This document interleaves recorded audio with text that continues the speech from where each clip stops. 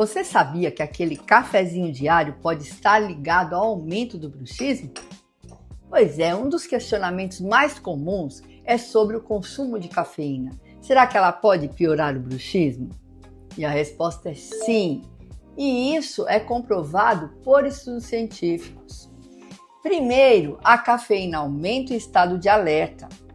Ao estimular o sistema nervoso central, ela intensifica a tensão muscular, deixando os dentes mais propensos a se apertarem, principalmente em situações de estresse. Além disso, o consumo de cafeína, principalmente à noite, compromete a qualidade do sono.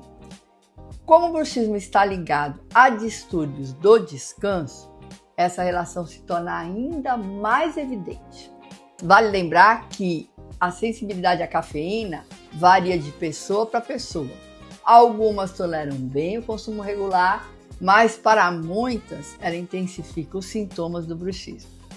Por isso, avaliar a ingestão de café e adotar as medidas de moderação é essencial para quem convive com esse distúrbio. Se você sofre de bruxismo, fique atento à sua alimentação e hábitos diários.